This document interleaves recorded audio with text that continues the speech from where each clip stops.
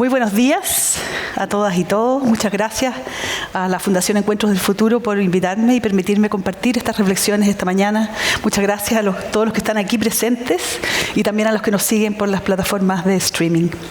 Quise traer hoy día un tema justamente como anunciaban, un tema central para el desarrollo de Chile, para nuestra historia, para nuestro presente, pero también y sobre todo para nuestro futuro.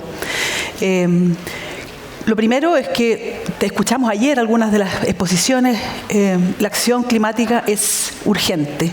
Estamos en una condición de haber tenido el año más caluroso de la historia, desde que se tiene registros. Firmamos en el Acuerdo de París un compromiso de reducir las emisiones de gases de efecto invernadero para poder llegar a un máximo de 1,5 grados de aumento de la temperatura. Y esa meta está en veremos, ¿no? Estamos con signos bien preocupantes de que podamos lograrlo. Entonces, bueno, ¿cuál es la respuesta a este tremendo desafío de sobrevivencia que tenemos como humanidad? Esa respuesta está sin duda en una transformación de los medios energéticos fundamentalmente, porque en la COP, recordarán quienes estuvieron siguiendo los resultados, la COP28 recientemente en Dubái, se logró acordar sin poca polémica el ir dejando atrás los combustibles fósiles, ¿no? Podemos decir que fue el principio del fin de los combustibles fósiles, pero obviamente que el ritmo al que tenemos que hacer esto tiene que ser mucho más acelerado si queremos llegar efectivamente a esa meta de los 1,5 grados. Y esta transición tiene que ver fundamentalmente con energías renovables, con el almacenamiento, con la capacidad de entregar energía limpia, sostenible y segura 24 horas, los 7 días de la semana, es decir, de forma permanente. ¿Y qué relación tiene entonces esta transición energética con la minería? Bueno, una relación directa, porque la emergencia, ¿no es cierto?, de las energías renovables, la electrificación tanto de las ciudades como de los medios de producción y asimismo la electromovilidad, es decir, la penetración de los autos eléctricos que ya estamos viendo en el mundo de forma bastante acelerada, van a requerir muchos metales y minerales. Y Chile en eso tiene mucho que decir. ¿Alguien sabe cuáles son esos denominados minerales críticos para la transición energética? Bueno, un recordatorio a la tabla periódica para que los que estamos un poquito más olvidados, ¿no?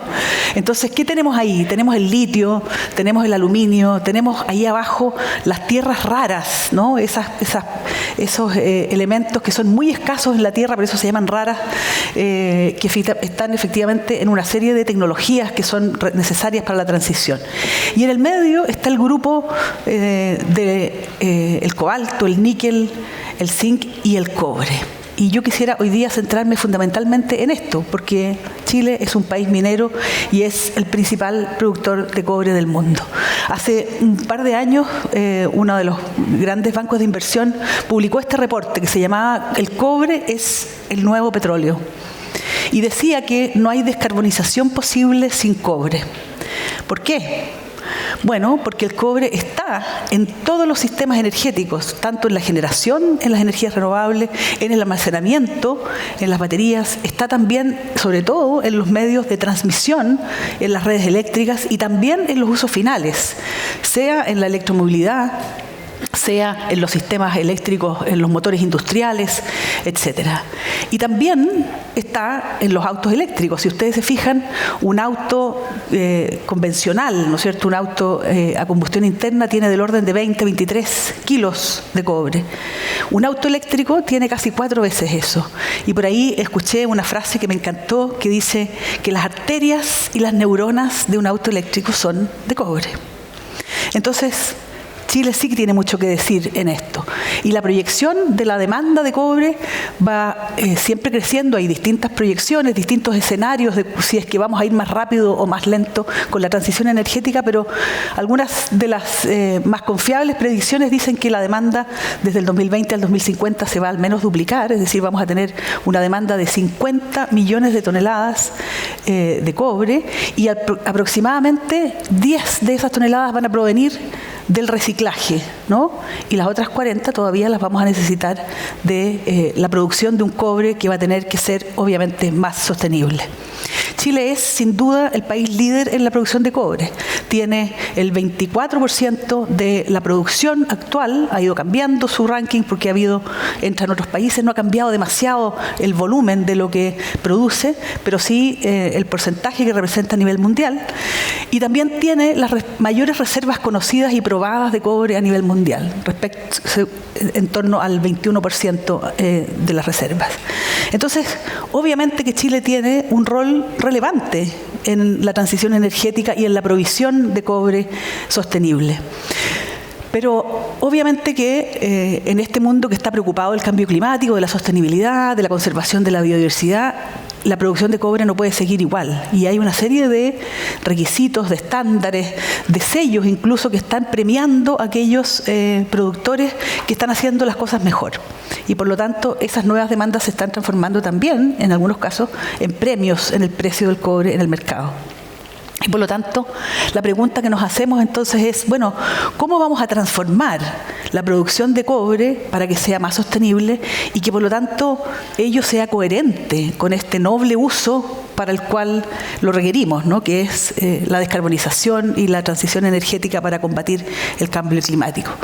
Hay muchas formas, no tenemos el tiempo de ir en detalle con todas ellas, pero yo quise sintetizar en algunas de ellas. Aquí hay una aproximación, un enfoque de cuáles son estos grandes desafíos que tiene la producción de cobre para efectivamente transformarse en un proceso más sostenible. Voy a abordar hoy día dos de ellas, no alcanzo por tiempo a mirarlas todas. Fundamentalmente voy a mirar lo que tiene que ver con descarbonización, es decir, las propias emisiones de gases de efecto invernadero que tiene la producción de cobre y también los desafíos de economía circular, es decir, cómo vamos haciendo no solo el reciclaje final de cobre, una actividad que efectivamente no haga un uso, digamos, de un solo uso para después desechar, sino que efectivamente seamos capaces de integrar estos procesos en los ciclos productivos y en los ciclos económicos. Entonces voy a mirar esas dos, descarbonización y economía circular.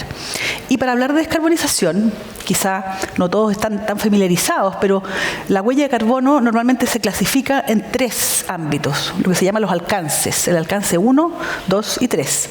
El alcance 1 se refiere fundamentalmente a aquellas emisiones de gases de efecto invernadero que son propios del proceso industrial, ¿no? Que está controlado por el proceso industrial. El alcance 2 se refiere fundamentalmente a las emisiones que provienen de la compra de electricidad de ese proceso industrial a un proveedor de energía. Y el alcance 3 se refiere a todo lo demás, lo que se llama la cadena de valor, la cadena de suministro, el transporte, los viajes, ¿no? El transporte de los productos, de los suministros, etc. Entonces, para entender un poco dónde están las oportunidades de descarbonización de la industria minera, hay que tener siempre en mente que tenemos estos tres alcances. Y se distribuyen dependiendo de la tipología de operaciones. Ahí hay unos números que son los números en los que hay consenso respecto de cómo es el promedio en Chile, ¿no? Cómo se distribuye esta huella de carbono. Bueno, ¿dónde están las oportunidades? Las oportunidades de descarbonización son enormes. Partamos por el alcance 1, que son las emisiones directas de la minería.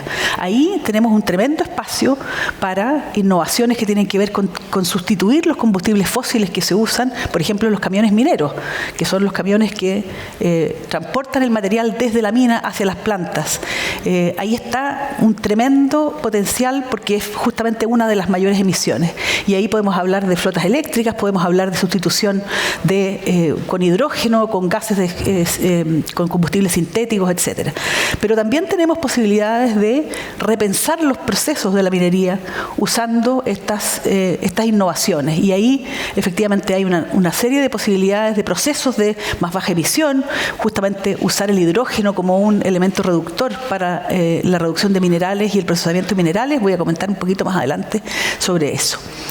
En el alcance 2, que es la compra de electricidad, creo que Chile lleva la delantera y la minería en particular ha sido la que ha permitido, ¿no es cierto?, que la oferta de energía sea cada vez más de fase renovable. Por lo tanto, ahí creo que tenemos un ejemplo que mostrarle al mundo, cómo un sector industrial ha sido capaz de ir transformando sus fuentes de energía a fuentes exclusivamente de base renovable.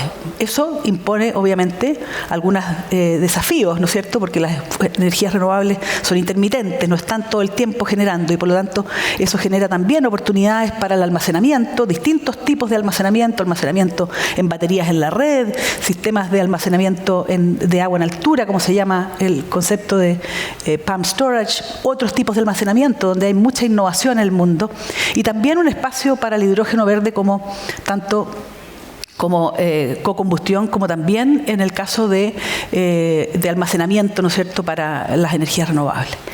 Y en el tercer espacio, que es la alcance 3, que son todas aquellas otras cosas que están en la cadena de suministro, una infinidad de posibilidades.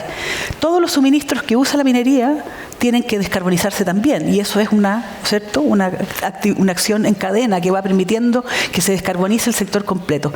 Y ahí están los insumos, los explosivos que se pueden hacer, que normalmente se hacen a partir de amoníaco fósil, pero existe la posibilidad de generar amoníaco verde con hidrógeno verde y por lo tanto también ir descarbonizando esos suministros. Lo mismo que el transporte, tanto terrestre como el transporte marítimo de los productos finales que se van a los mercados de destino.